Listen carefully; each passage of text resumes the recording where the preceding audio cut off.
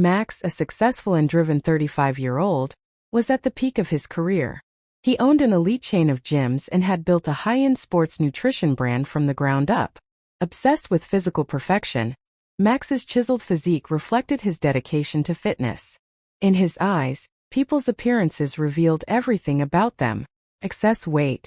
It was a mark of weakness, plain and simple, something he openly scorned as he discussed his views with friends. So when his close friend Daniel challenged him to a bet, it was a test he couldn't resist.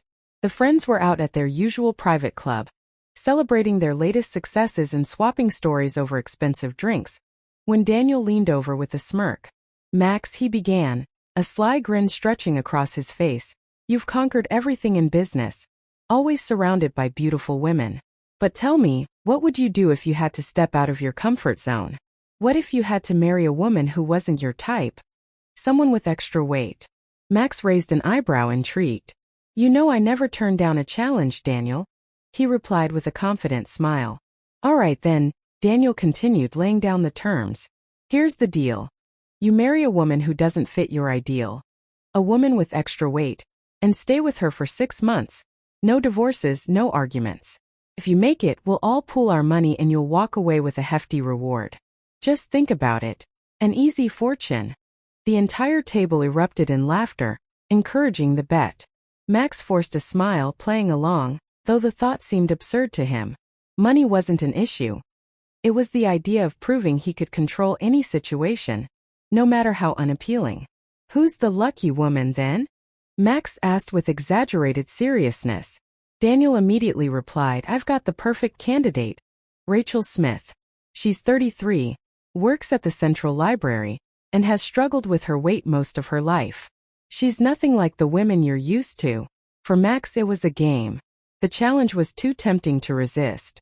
With a smirk, he agreed, never imagining that this decision, taken so casually, would lead to one of the hardest lessons of his life. Daniel wasted no time after Max agreed to the bet. He called Rachel Smith, the woman he believed was an ideal choice for the challenge. Rachel was a 33-year-old librarian at the city's Central Library, a reserved woman, known for her warmth but carrying a lifelong insecurity about her weight. Her life had been one of quiet routines, evenings spent reading or taking long solitary walks. To Rachel, socializing meant time with close friends, not mingling in the high society circles where Max usually thrived. When Daniel called her, it was clear she hadn't anticipated hearing from him, much less with a proposition. "Rachel, how have you been?" He greeted her with a friendly tone, casually asking about her day. After some light conversation, he came to the real reason for his call. "Listen, I have a friend. A successful businessman, really focused and genuine. He noticed you and would love to meet you. I think you'd like him." Rachel was taken aback, unsure whether to laugh it off or take him seriously. She couldn't imagine why a successful businessman like Max would be interested in her. "Are you sure he's interested in me?" she asked, suspicion creeping into her voice. "Absolutely. He mentioned he was looking for someone different, someone down to earth and genuine," Daniel replied, trying to sound as persuasive as possible. After a long silence, Rachel finally responded, "I guess I can meet him, but I don't know what he'd see in me." She let out a nervous laugh, feeling the old doubts about herself bubble up.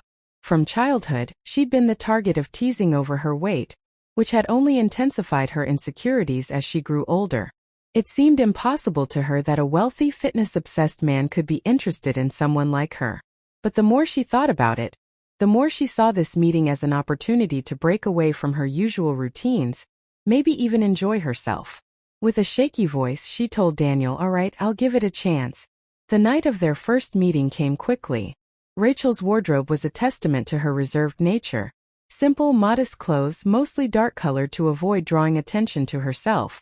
She selected a black dress she felt comfortable in, one she hoped would make her look elegant without standing out too much.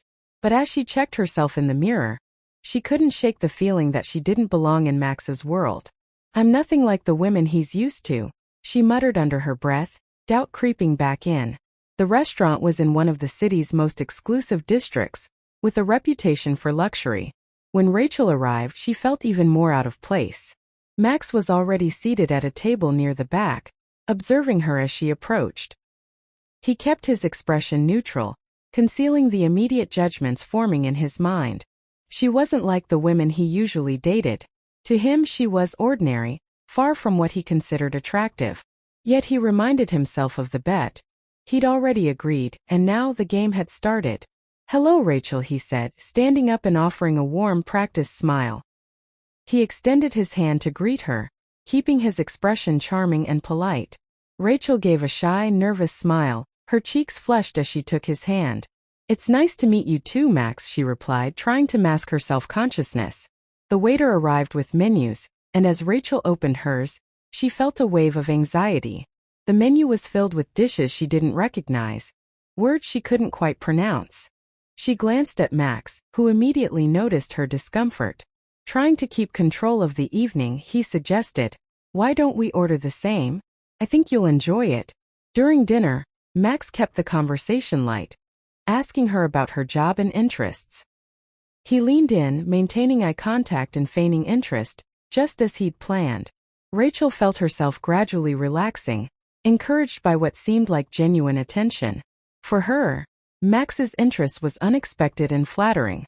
She even found herself laughing and talking more openly than she'd anticipated. By the time the dinner was over, she felt an unfamiliar warmth, a spark of hope she hadn't felt in a long time. But Max saw the evening as nothing more than a performance, carefully crafted to make her feel special, to ensure she would trust him. Rachel didn't realize that she was part of a bet, a scheme meant to prove his power over people. To her, it was simply an unlikely chance at romance, something she'd almost given up on. When he walked her to her door at the end of the night, she gave him a nervous but genuine smile. "Thank you for tonight," she said, her voice soft. "I didn't know what to expect, but it was nice." Max returned her smile, his face a perfect mask. "I'd like to see you again, Rachel, if you're open to it." After a pause, she nodded, her heart fluttering. "Yes, I'd like that."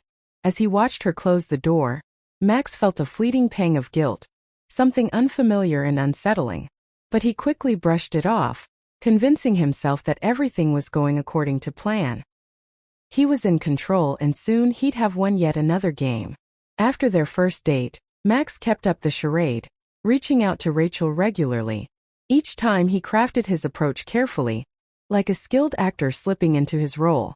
He invited her to dinners at expensive restaurants, introduced her to places she'd only ever seen in magazines. With each encounter, Rachel found herself surprised, flattered, and even hopeful, though a part of her couldn't shake the feeling that all of this was too good to be true. Rachel was falling for the version of Max he had carefully constructed for her. Attentive, respectful, and even charming. Each date chipped away at the emotional walls she'd built over the years, helping her slowly open up. It had been so long since anyone had made her feel valued, like she was the center of someone's attention. And yet, there was always a small doubtful voice in the back of her mind, whispering that this was all a fantasy, a fleeting moment that could crumble at any time. Max's friends, especially Daniel, watched the unfolding situation with amusement. They'd gather each weekend, their conversations inevitably circling back to the bet. Daniel would smirk and ask, "So, how's our Cinderella project going? Think she's really buying it?" Max would lift his glass and smile confidently. "She's hooked, Daniel. She thinks she's met the man of her dreams." And the rest of the group would laugh, clinking glasses in smug amusement. To them it was all just a joke, a game with money at stake with Rachel as the pawn. Max, ever the master of control, assured them all that he had everything under control. But as time went on, something unexpected began to happen. The more time he spent with Rachel, the more her openness and sincerity began to unsettle him. She was nothing like the people he usually spent time with. Rachel wasn't jaded or calculating. She was authentic, kind, and genuinely interested in the world around her. She'd talk about books she'd read, stories she was passionate about, and share details of her modest but contented life. She had dreams of her own, humble hopes that had nothing to do with status or wealth. One evening, as they walked along the riverbank after dinner, Rachel hesitantly spoke up, her tone more vulnerable than usual. "Max, I want to thank you for spending time with me. It's been a long time since I felt like someone truly cared." Max was caught off guard by the quiet sincerity in her voice. For a moment he nearly forgot about the bet, the game, the pretense. He looked over at her, her gaze fixed on the water, her face softened by the glow of the streetlights. She looked different from anyone he'd ever dated, so unguarded, so genuine that it made him uncomfortable in a way he couldn't explain. Trying to keep his composure, he replied, "I care about you, Rachel. I wouldn't be here if I didn't." Rachel's smile was shy but hopeful. "I wasn't sure at first," she admitted. "I mean, look at you. You could be with anyone, someone who fits your world better. But you chose me." Her voice wavered with an honesty that left him unsettled. He nodded, playing his part, but inside Max felt a disquieting twist of guilt. She was trusting him, genuinely believing in the version of him he presented, and the weight of her trust was beginning to feel heavier with each passing day. But he reminded himself it was all part of the game, a strategy to win. There was a prize at the end of this and he would be the victor. Yet, in rare quiet moments he'd find himself thinking about her, recalling things she'd said or moments they'd shared. Her laughter, her warmth, the way she looked at him with unreserved kindness. It was foreign to him, something he couldn't label or control. Rachel, on the other hand, was slowly falling. She didn't know that she was the subject of a cruel bet, that every moment was a performance. All she knew was that, after years of believing she was invisible, Max made her feel seen. The weeks rolled by, and the line between reality and pretense began to blur for Max. What started as a game was becoming complicated. His friends continued to egg him on, especially Daniel, who kept reminding him of the prize money and the half-year marriage deadline. But each time Max met up with them, he felt an unease gnawing at him. Somehow, gloating about his plan no longer held the thrill it once had. Instead, it left a bitter taste. Rachel was becoming a fixture in his life. Her stories, her vulnerability, and her unfiltered honesty seemed to chip away at the facade he'd built around himself.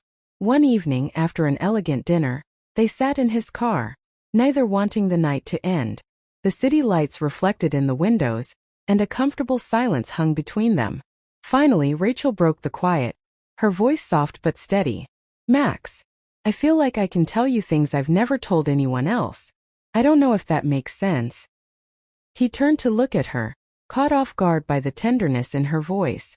"Of course, Rachel. You can tell me anything." The words came easily, but for the first time they felt like more than just a line. Rachel took a deep breath, her hands fidgeting in her lap. "I've always struggled with my weight," she admitted, her gaze fixed on her hands. "Ever since I was a kid. And I know it shouldn't matter so much, but it does. I've tried to change. I've tried diets, workouts, everything. But nothing ever seems to stick. And I always end up back where I started." She looked up, her eyes clouded with emotion. "People look at me and see a person who's given up, someone without willpower or strength. They don't understand what it's like. The way it wears you down makes you feel like you'll never be enough." Max felt an unexpected pang as he listened to her words.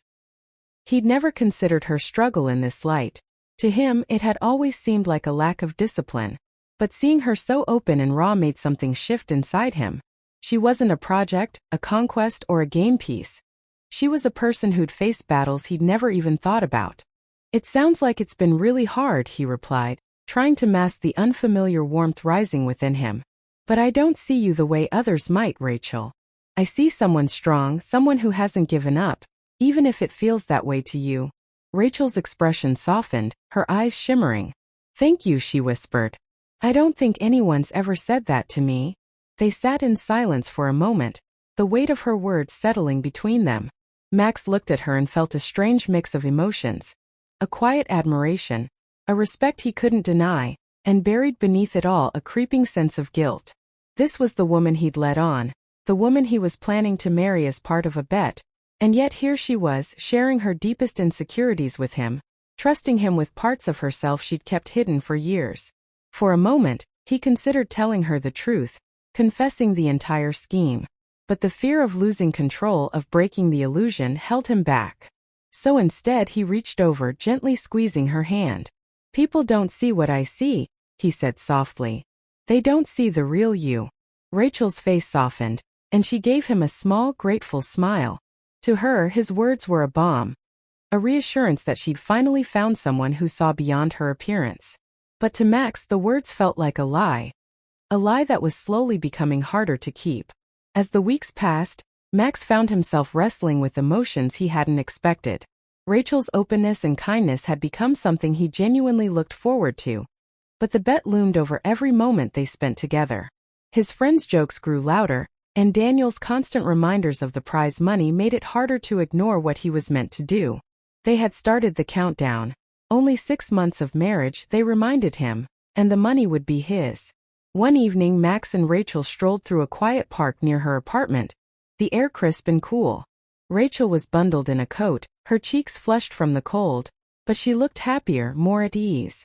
The moon cast a gentle glow over the path, and Max felt a strange calm settle over him.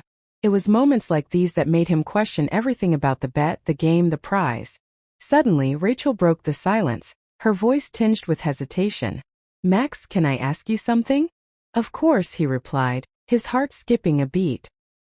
He braced himself, wondering if she sensed something was amiss. She looked away, her gaze fixed on the ground. "Why me?" she asked softly. "Why did you choose me when you could be with, well, someone who fits your life better?" The question hung in the air, piercing through his calm. He'd been prepared for nearly anything, questions about his past, his intentions, but not this. He opened his mouth, struggling to find a convincing answer. "Because you're different, Rachel. I don't know how to explain it, but you're genuine. Real. I've never met anyone like you." The words felt truer than he intended, echoing his conflicted feelings. She smiled, her eyes lighting up with a mixture of relief and happiness. They continued walking, their silence now comfortable, as though no more words were needed. But Max knew the moment of truth was coming, a decision he couldn't delay much longer. It was time to take the next step, the one that would secure Rachel's trust and bring him closer to fulfilling his side of the bet. The following night, he invited Rachel to a rooftop restaurant overlooking the city skyline. Under the soft glow of candlelight, she looked at him with a shy yet eager expression, clearly sensing something special about the evening. Max's heart pounded in his chest, his resolve wavering as he reached for the small velvet box in his pocket. "Rachel," he began, his voice low, steady, yet haunted by an edge of guilt, "these past few months have changed me. I thought I knew what I wanted in life, but meeting you, it's made me see things differently." He opened the box to reveal a diamond ring that sparkled under the candlelight. Rachel gasped, her hand flying to her mouth. "Rachel Smith, will you marry me?" Tears pooled in her eyes as she nodded, her face breaking into a radiant smile. "Yes, of course, yeah." She wrapped her arms around him, holding him tight, her trust and happiness enveloping him. But as he held her, Max's heart twisted painfully. For the first time, he questioned if he could see this through. She trusted him so completely, believed in him so entirely, and here he was proposing under the weight of a lie. As they left the restaurant, Max forced himself to stay focused. His friends would be thrilled. He was almost at the finish line. But somewhere deep inside, a new doubt gnawed at him, growing with every step they took together. With the engagement now official, Rachel threw herself into wedding planning with a joy that was impossible to hide.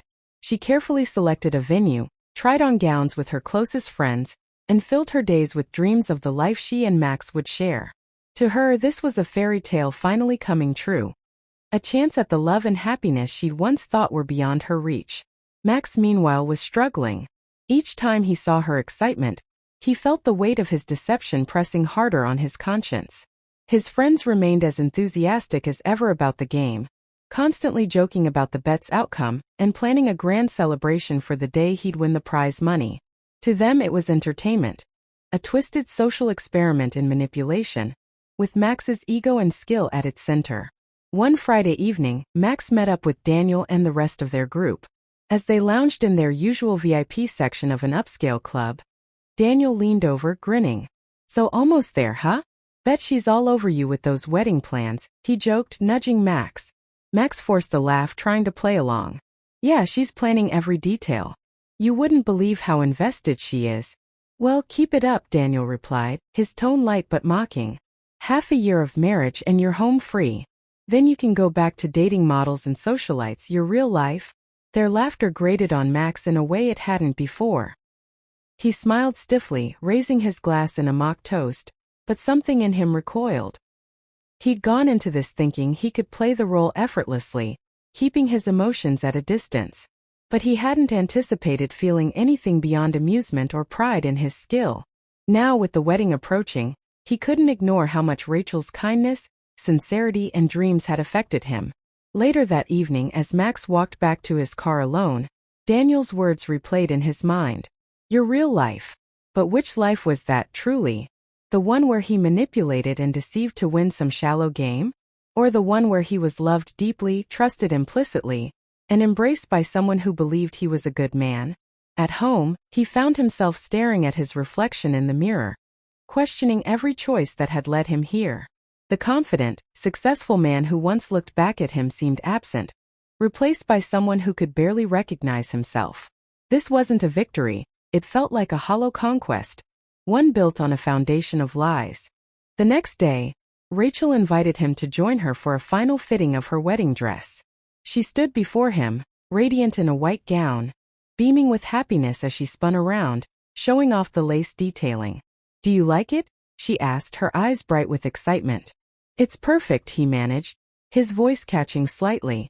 And it was. She was beautiful, her face glowing with a joy he hadn't seen before. But all he could think about was the impending disaster, the heartbreak that would follow if he continued down this path.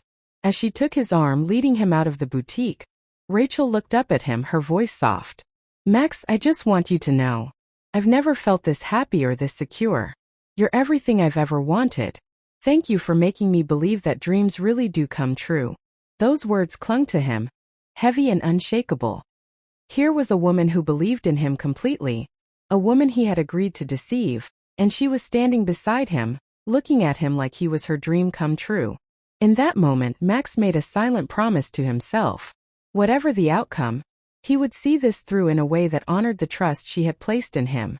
But how could he redeem himself after building a foundation of lies? The weeks leading up to the wedding passed in a blur, and before Max knew it, the big day had arrived. He stood at the altar, watching guests fill the elegant ceremony space, their faces lit with excitement. Flower arrangements adorned every corner, and soft music drifted through the air, setting a serene backdrop for what was meant to be a joyous occasion. His friends were there too, including Daniel, whose knowing smirk was impossible to ignore. Despite everything, Rachel's face was all he could focus on when she walked down the aisle. She looked radiant in her wedding dress, her eyes glowing with hope, her smile warm and true. Each step she took brought her closer to him, and with every step, he felt the weight of his actions growing heavier, his chest tight with a mix of shame and something dangerously close to affection. He'd never expected to feel this way. Not today. The ceremony began, and as the officiant spoke, Max found himself barely able to focus, his mind swirling with emotions he hadn't anticipated. He glanced over at his friends, catching Daniel's mocking wink. The reminder of the bet sent a pang of guilt through him, twisting sharply at the sight of Rachel, who had no idea what lay beneath his polished exterior. Then it was his turn to speak. He took her hands, his voice steady but soft, and said the words he had rehearsed countless times. Rachel, you have given me a kind of joy I never knew I needed. I promise to be by your side, to protect you and to cherish you. I am yours. The words were truer than he'd ever imagined they'd feel, but even as he spoke them, he felt a sting of regret, as if each promise bound him tighter to the deception he was living. When Rachel looked up at him, her eyes misty with happiness, he felt his chest tighten. He could almost feel the cracks forming in his resolve. Finally, it was her turn. She took a deep breath, her hands trembling slightly as she looked up at him, her expression shifting from joy to something more intense, more knowing. Max, she began, her voice soft but steady, from the moment we met, I wanted to believe you saw something in me that no one else ever had. I wanted to believe you loved me for who I am. She paused, glancing at the guests and then back at him, her gaze unwavering. But today I'm here to tell you, and everyone here, what I've known for a while now. The room stilled, guests exchanging glances, sensing something unexpected was about to unfold. Max's heart hammered as he realized with dawning horror what was happening. I know about the bet, Rachel said, her voice now strong and clear. Gasps rippled through the crowd, and Max felt a chill spread through him, his carefully constructed composure shattering. Rachel's gaze bore into him, filled with a strength and dignity he hadn't expected. I know that to you this was a game. A challenge. That every promise, every kind word was just part of a scheme. Her voice cracked slightly, but she stood tall, her expression one of fierce resolve. You saw me as a prize to be won. But today, Max, you lose. The silence was thick, her words hanging in the air as every guest processed the revelation. Max's friends, who had been laughing and joking earlier, sat in stunned silence, their faces blank with shock. As she released his hand, stepping back, Rachel's eyes shone with unshed tears. Thank you, Max, she said, her tone calm yet filled with an unmistakable finality. Thank you for helping me see my own worth. And for showing me that I deserve so much better than someone who sees me as a project or a bet. With that, she turned and walked back down the aisle, head held high, leaving him standing alone at the altar. His heart pounding as he realized he had lost something far greater than any bet. The shame and emptiness settled over him like a weight he could no longer bear. As the guests murmured in shock and confusion, he stood frozen, paralyzed by the painful truth of what he'd done, the gravity of what he had lost forever. After Rachel's public revelation, Max stood alone at the altar, feeling the weight of his deception crush down on him as the guests' stunned whispers filled the air. His friends, who had once egged him on with grins and smug jokes, now looked shocked and uncomfortable, exchanging uneasy glances. Even Daniel, who'd been the mastermind of the bet, seemed unable to meet his gaze. The reality of what he'd done settled over him in waves, each one stronger than the last. He had just lost Rachel, not only as a bride but as the only person who had ever seen something worthwhile in him, someone who had looked past his outward success and polished facade. Rachel had believed in him, trusted him, and he had shattered that trust in the worst possible way. As the guests slowly began to disperse, leaving the once celebratory atmosphere tense and silent, Max noticed Rachel's family and friends watching him with expressions ranging from pity to outright disgust. His own family, who had been seated proudly at the front, looked utterly devastated. He could barely look them in the eye, his shame too deep to hide.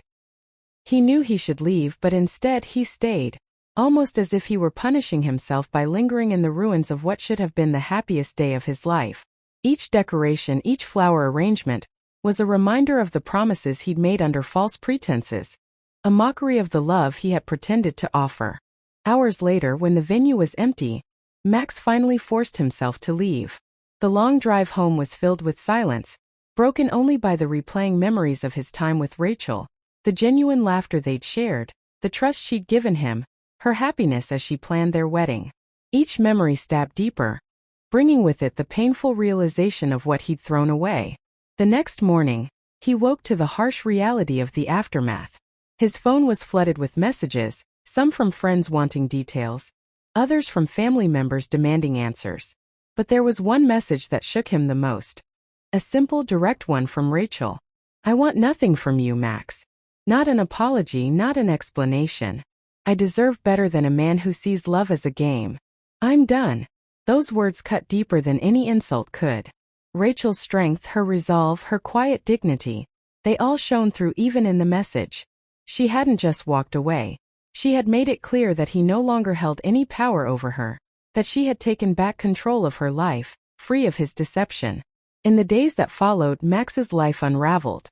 His reputation took a hit as rumors spread about the wedding, each embellished detail chipping away at the image he had carefully constructed over the years. His business associates grew distant, his friends stopped calling, and even Daniel, who had once celebrated the bet with him, began avoiding him. Yet the worst part wasn't the external fallout.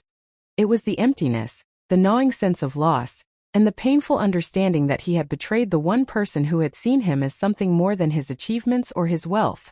As he sat alone in his empty apartment, Max realized that no amount of money, status, or power could replace what he had thrown away. He had won every challenge in life, but this time he had lost. And it was a loss he knew he would carry with him forever. Days turned into weeks, but the ache in Max's chest only grew deeper. Rachel's words lingered in his mind, replaying every time he closed his eyes. I want nothing from you, Max. I deserve better. He could no longer ignore the truth that had become painfully clear. He had fallen for her.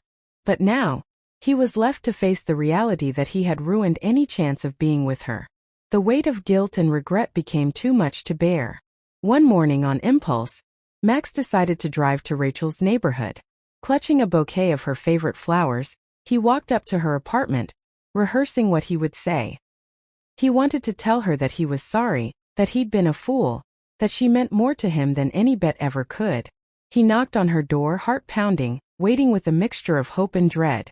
When Rachel opened the door, her expression was calm, yet her eyes held a steely resolve. She looked at him, taking in the flowers and his pleading face, but there was no trace of the warmth he had once seen there.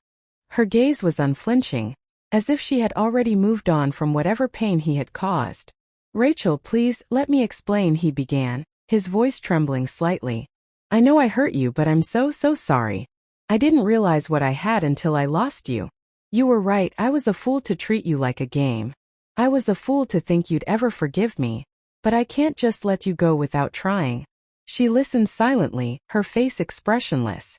When he finished, she took a deep breath before responding, her tone steady and composed. "Max, you didn't just hurt me. You took my trust, my hope, and you used it to feed your own ego. And now you expect me to believe that a simple apology can make up for that." Her words stung, each one sinking deeper, but he nodded, accepting the truth. "I don't expect you to forgive me, Rachel. I know I don't deserve it. I just wanted you to know that you changed me. I thought love was just something to win, but you showed me it's so much more than that. And I'll regret what I did to you for the rest of my life." For a moment her expression softened, a flicker of something unreadable in her eyes. But then she straightened, her voice unyielding. "You were my whole world, Max, and you treated me like a stepping stone. I've spent my life believing that I was never enough, and you only reinforced that belief. But I've learned something too." She took a step back, holding her head high. "I learned that I don't need someone like you to feel valued. I am enough with or without you. And I've moved on." The finality in her words was a blow he hadn't prepared for. She closed the door gently, leaving him standing in the cold hallway, clutching the flowers that now felt meaningless in his hands. As he walked back to his car, he felt a hollowness he hadn't known was possible, a realization that he had truly lost her, not just in this moment but forever. Months passed after his desperate attempt to reconcile with Rachel. Each day Max went through the motions of his life, but everything felt colorless and hollow. His lavish lifestyle, once filled with exclusive parties, designer clothes, and elite gatherings, had lost its appeal. The friends who had once laughed alongside him over the cruel bet gradually drifted away, uncomfortable with the silence he carried everywhere he went, a silence that reminded them of his public downfall. Even Daniel, who had instigated the entire scheme, no longer called, his role in the debacle souring whatever loyalty they'd once shared. At work, Max tried to bury himself in the routines of his business, focusing on the success that had once defined him. But something was missing. Every task, every meeting reminded him of what he'd lost, of the time he'd spent manipulating someone who had loved him unconditionally. His professional success felt meaningless without anyone to share it with, and he often found himself distracted by memories of his time with Rachel. He thought of the way her eyes sparkled when she talked about her favorite books, the quiet joy she took in simple moments, the kindness she showed even when she didn't know anyone was watching. One evening, as he sat alone in his luxurious but now cold and empty apartment, Max found himself scrolling through photos on his phone. Among countless images from parties and social events, he paused on a single candid photo of Rachel, taken during a quiet walk in the park. She had been laughing, her eyes alight with joy as she looked up at him, unaware of the camera. It struck him just how beautiful she was, not in the polished, superficial way he'd once prized, but in a way that was rare, genuine, and irreplaceable. That night, haunted by memories and regret, Max decided to visit the park where he and Rachel had shared so many evenings. The place looked exactly as it had before, quiet and peaceful under the soft glow of the streetlights. As he walked along the familiar path, he could almost hear her laughter, almost feel her presence beside him. He sat on a bench they once shared and let the silence settle over him, realizing with a painful clarity that he was truly deeply alone. Months later, he heard from a mutual acquaintance that Rachel had met someone new, a kind, compassionate man who loved her without pretense or manipulation.